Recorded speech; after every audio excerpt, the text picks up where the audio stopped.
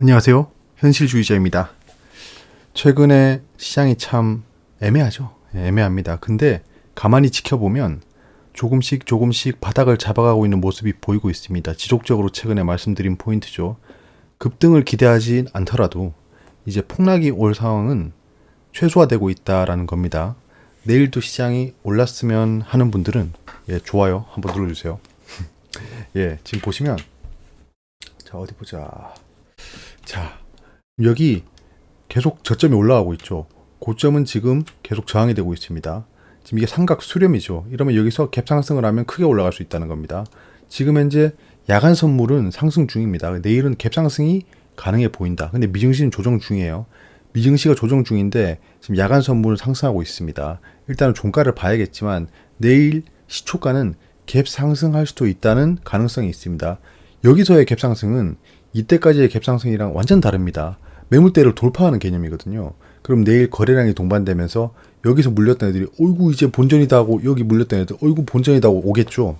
여기서 비명 행사했잖아요. 여기 저점이라고 저점에서 잘했던 분들이 저를 포함해서요.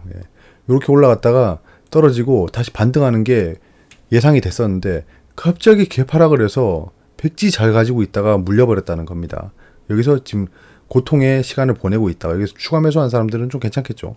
추가 매수한 사람들은 괜찮다. 그러니까 시장이 중내 산해에도 누군가에겐 기회가 되는 겁니다. 그래서 시장을 계속 잘 따라가고 있어야 된다.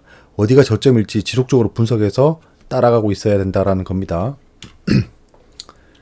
자, 그렇고 자, 지금 현재 나스닥이랑 S&P는 조정 중이에요. 그 이유는 구글이랑 마이크로소프트 실적이 좀 실망스럽다고 합니다. 사실 뭐 구글은 좀 그런데 마이크로소프트는 저걸 실망이라고 하면 안 되죠. 구글도 똑같아요. 어차피 잘 벌었는데 가이던스 대비 좀 떨어졌다 뭐 이런 소리 하고 있습니다. 아무튼 이런 이유로 미증시가 조정 중이에요. 이건 합당한 조정인 거죠. 왜냐하면 지금 공포지수는 상승하지 않은 채로 증시가 하락하고 있습니다. 이거는 결국에는 수급 그리고 실적에 따라서 움직이는 거기 때문에 자연스러운 조정이다. 그냥 투심에 의한 자연스러운 조정이다 라는 거죠. 빅테크 어닝 시즌입니다. 마이크로소프트, 구글, 코카콜라의 발표가 있었죠. 이제 곧 메타의 발표가 있을 거고 맥도날드, 애플, 아마존의 발표가 이어질 겁니다. 자, 코카콜라, 마이크로소프트가 견조하다. 자, 보시면 코카콜라가 인플레이션 부담을 가격 인상으로 전가하면서도 여기서 좋은 단어가 보이죠. 제가 지속적으로 강조했던 단어가 있습니다. 전가라는 겁니다. 전가. 부자들의 무기는 전가다. 아무리 물가가 올라봐요. 아무리 원자재 가격이 올라봐요. 그거는 오롯이 소비자가 내야 된다. 힘없는 소비자들이 항상 인플레이션이건 뭐 금리 인상이건 다 감당해야 되는 겁니다. 자, 보세요. 금리가 올라가요. 그러면 은행이 어떻게 하죠? 금리를 올립니다. 왜냐? 야, 기준금리 올랐잖아. 당연히 올리는 거야. 라고 전가를 하는 거죠. 결국엔 자기들은 예대 마진을 극대화해서 그 상황에서 돈을 법니다. 금리 인상으로 다들 중내 사내에도 은행은 그냥 돈잔치를 하는 거죠. 그러니까 부자들이 가장 가진 큰 무기는 전가다. 여기 보이는 거죠. 그냥 적나라하게 적고 있습니다. 인플레이션 부담을 가격 인상으로 전가하면서도 번들 제품 행사 등등등등 해서 지속적인 수요를 이끌었다. 코카콜라는 제가 봤을 때 나중에 4차 산업혁명이 끝나고 로봇 시대가 와도 코카콜라는 계속 마실 것 같아요. 그런 느낌은 듭니다. 코카콜라 같은 종목을 조정이 크게 보였을 때 매수하는 게 굉장히 좋죠. 코카콜라로 대표적으로 부자된 사람이 있죠. 코카콜라 사장 아닙니다. 워렌 버핏이죠. 구글은 실적이 좋은데 예상치 대비 소폭 하회했어요. 근데 지금 알파벳이 거의 7% 넘게 조정을 보이고 있습니다. 이거는 어쩔 수 없이 계속 상방 하방 베팅을 하는 투기 세력 때문에 이런 것 같아요. 이제 그 예상치 대비 하회했으니까 이유가 생긴 거죠. 하락한 이유가 생긴 겁니다. 그러면 대놓고 공매도를 치는 거죠. 대놓고 공매도를 친다. 결국엔 이 공매도한 수량은 다시 돌아오게 돼 있습니다. 그건 지금 우리나라 시장에도 똑같이 해당하는 거예요. 우리나라 시장 지금 공매도 금액이 지금 얼마지? 200조였나? 120조였나? 그랬는데 그렇게 많이 공매도를 했다면 그 공매도 수량은 당연히 쇼트 커버링을 해야 됩니다. 공매도한 만큼 매수를 해야겠죠. 그러니까 공매도가 최대치다 라고 하면 언젠가는 저게 다 매수를 통해서 올라가겠구나 라고 생각할 수 있는 겁니다. 야, 공매도 기간 그거 제한 없잖아. 우리나라는 뭐 공매도 허점이 있어서 제한이 없잖아 라고 하지만 공매도를 하고 있는 게 한 명인가요? 아니죠. 주체가 많습니다. 외국인 기관이라고 해서 외국인 한 명, 기관 한 명 이렇게 느껴질 수 있지만 외국인도 엄청 많아요. 뭐 JP 모건, 모건 스탠리, 뭐 메릴 린치 엄청 많죠. 기관도 똑같아요. 금융투자 있고 연기금 있고 걔들이 다들 한 마음일까요? 아니요. 예. 눈치 게임 1, 2, 3 하고 있는 겁니다. 공매도 쇼트 커버링 시작된다. 그러면 걔들도 누구보다 빨리 자기들끼리 손절을 할 겁니다. 걔들은 공매도가 손절이죠, 결국엔. 자, 지금 시장의 악재가 뭐였죠? 금리 인상, 인플레이션, 경기 침체 우려, 러시아 우크라이나 전쟁인데 오늘은 금리 인상에 대해서 얘기를 해보겠습니다. 금리 인상이 너무 가파르게 됐죠. 내년 금리가 5%까지 가겠다라는 전망도 있습니다. 그건 점도표에서 알 수 있는 거죠. 미 연준의 점도표에서 알 수 있다. 자, 근데 연준 위원들 사이에서 이런 얘기가 나오고 있습니다. 금리 인상의 속도를 제고해야 된다라는 건데요. 지난번에 언급했던 메리 데일리 미 샌프란시스코 연은 총재가 금리 인상 속도 둔화 논의가 필요한 시점이다라고 했죠. 그리고 이어서 미 연준 이사인 크리스토퍼 월러가 말했습니다. 11월 회의 때, 11월 1, 2일 회의 때 긴축 속도에 대해 심도 있는 논의가 있을 것이다 라고 했습니다.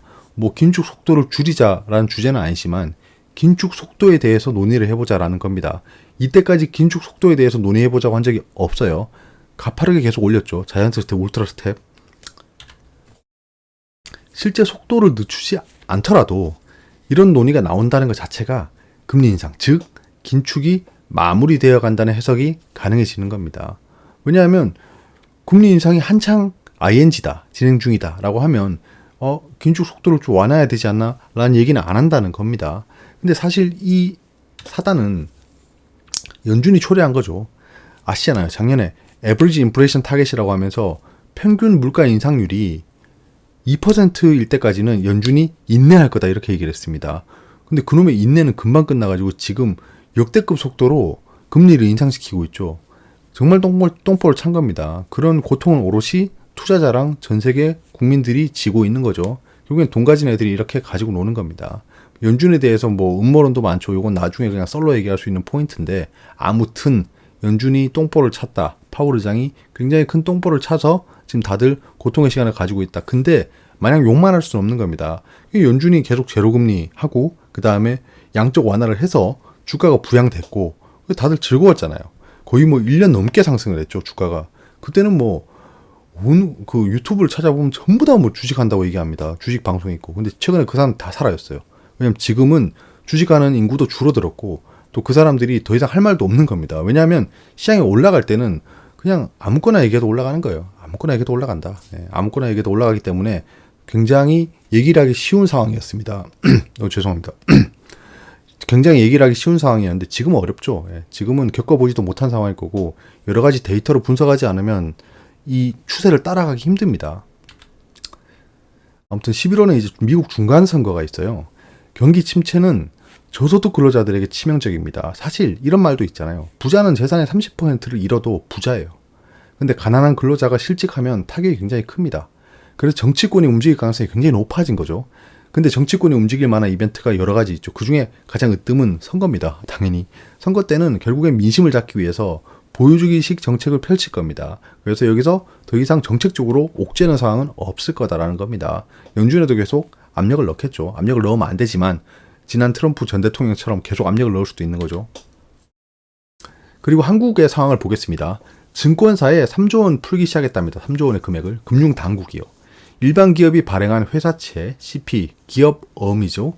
증권사가 발행한 CP 매입 작업을 진행하겠다. 약 3조 원 규모라고 합니다. 자, 지금 증안펀드도 있고 채안펀드도 있고 가동되고 있죠. 이른감이 있어요. 뭐 벌써부터 이걸 하지라는 생각이 듭니다. 사실 고통의 순간은 오지도 않았어요. 지금 뭐 예전에 코로나처럼 폭락하는 상황이 발생했나요? 아니죠. 근데 갑자기 증안펀드랑 채안펀드를 가동한다고 합니다. 왜 그럴까요? 일단 민심 때문에 미리 움직이는 것으로 파악되고 있습니다. 딱히 이유는 없어요. 계속 뭐 국민들의 목소리가 강해지고 지지율도 떨어지니까 이런 액션을 보이는 거라고 여겨집니다.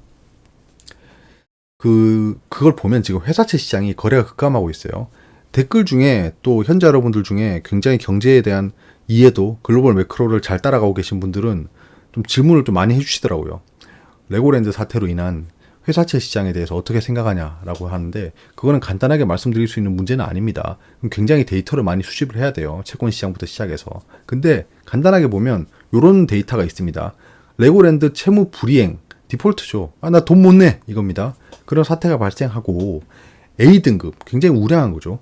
A등급 회사채의 유통금액이 80% 감소했답니다. 지난 분기 대비해서. 그러니까 지금 채권 시장이 굉장히 얼어붙어 있다라는 거죠. 그럼 채권이 안 팔리면 그 종목들은 결국 주주배정 유상증자로 이어질 수도 있습니다. 그럼 최악이겠죠. 예. 자, 미 국채 금리가 큰 폭으로 하락했죠. 왜냐? 아까 얘기했듯이 메리 데일리 그 미 샌프란시스코 연은 총재부터 시작해서 지금 미 연준의 그 이사까지 얘기하고 있습니다. 국채 금리가 그 금리 인상 속도가 완화될 걸 예상해서 떨어지고 있다는 거죠. 오늘도 10년물이나 2년물은 떨어지고 있습니다. 한편 조선주를 보겠습니다. LNG선 몸값이 역대 최고 수준이라고 합니다. 조선 실적 반등의 고동소리라고 하죠. 지금 적자 수주라고 있었는데 흑자 수주로 바뀌고 있고 흑자 수주를 뛰어넘어서 이제는 역대 최고 수준의 몸값이 되고 있다고 합니다. 그 도크가 남아있는 게 현대중공업이었죠. 제가 말씀드렸던 조선주 영상을 보시면 자세히 알 수 있습니다. 최근에 조선주가 조정 보이고 있어요. 저는 매수하고 있습니다. 예, 매수하고 있습니다. 공교롭게도 제가 말씀드린 타이밍에 지지선을 깨고 내려가서 조금의 모양이 빠지지만 저 이거는 동일합니다. 예, 아직 조선업 슈퍼사이클 반영은 아직이라고 생각합니다. 그 꼭대기를 찍었을 때 이런 식으로 뉴스가 나오지 않아요. 그리고 현대건설도 그렇습니다. 네옴시티 관련해서 현대건설에 대해서 말씀을 드렸습니다. 현대건설 외에 여러 가지 있겠죠. 삼성물산도 있고 기타 등등 있을 겁니다. 하지만 그냥 저는 현대건설이 가장 우량한 종목이고 대장주가 될 확률이 높기 때문에 말씀드렸던 거고 또 현대건설은 망할 일이 없잖아요. 이런 거는 말씀을 드려도 부담이 없습니다. 상장페이 될 일이 없잖아요. 자, 현대건설의 3분기 연결 실적이 1년 전보다 30% 이상 하락했답니다. 예, 이거는 뭐 연결되어 있는 자회사들 때문도 있죠. 하지만 지금 이런 실적이 악화된 것 때문에 조정을 보이고 있다는 겁니다. 왜냐면 뉴스가 좋잖아요. 하락시키기 딱 좋잖아요. 그래서 뭐 물량을 매집할 수도 있겠죠. 저는 이거 굉장히 큰 확률로 장담을 하건데 돈 있는 외인 기관 세력들이 분명히 네옴시티로 한번 장난칠 것 같습니다. 예, 뭐 걔들은 장난치면 사이즈가 다르죠. 사이즈 다르잖아. 아무튼 그런 걸 좀 기대하고 있는 거예요. 또 그 정책주랑도 맞물리고요. 그래서 좀 약간 위험이 적다라는 생각에 말씀드리는 겁니다. 다만 신규 수주는 꾸준히 증가하고 있다라는 단초가 달려있죠. 연간 목표치를 일찌감치 달성했다. 즉 수주는 계속해서 이어지고 있고 얘들은 현대중공업도 그렇고 조선도 그렇고 건설도 그렇고 돈이 한 번에 들어오지 않습니다. 그래서 반영이 되지 않는 거예요. 근데 이게 슬슬 들어온 타이밍에는 주가는 상승하고 있을 거다라는 거죠. 결국 악재는 잊혀집니다. 아까 말씀드렸던 4가지 악재요. 결국 잊혀집니다. 인간은 망각의 동물이다. 그리고 시장이나 인간은 항상 고난을 헤쳐왔습니다. 솔루션을 해결해왔어요. 그렇게 솔루션을 만들어서. 투심도 돌아오고 있죠. 어제 영상을 참조하시면 좋을 것 같습니다. 그리고 신라젠에 대해서 말씀을 드려보겠습니다. 어제가 굉장히 중요했어요. 왜냐? 5일선에서 저항을 뚫어내고 양봉이 발생한 상황이었어요. 그리고 이제 5일선 위에서 시작하는 시초가가 나오면 급등이 나올 수 있는 흐름이었습니다. 저는 급등이 나올 때 좀 물량을 줄이려고 했어요. 왜냐하면 단기 급등이 나오면 또 조정이 나올 거기 때문에. 근데 단기 급등이 나오지 못하고 5일선 그 저항선을 맞고 떨어지기 시작했습니다. 이러면 세력들도 작전 세력이 좀 100% 있다고 생각합니다. 없었어도 최근에 상승할 때 작전 세력이 들어왔을 거예요. 그러면 물량을 매집하는 그 상승을 보여줬다라는 겁니다. 조정을 보이고 꽤 오랜 기간 또 행보할 수 있습니다. 신라젠 같은 경우에는 물량에 대한 정리도 좀 필요해요. 사람도 손절을 시켜야 되잖아요. 그러면 전저점을 깨고 내려갈 수도 있습니다. 그럼 전저점을 깨고 내려갈 때 뭐 어떻게 해야 되죠? 그러니까 그런 상황들을 계속 지켜봐야 된다는 겁니다. 이제 단기간 최대 상승폭까지 갔다고 생각해요. 장기 이동 평균선 맞고 떨어졌잖아요. 그러면 여기서 급하게 다시 반등시켜주지 못하면 올라가기 힘듭니다. 당분간 조정을 좀 예상하고 있어요. 저도 손실로 접어들면 지금 안정권인데 손실로 접어들면 비중 축소 등 검토를 할 예정입니다.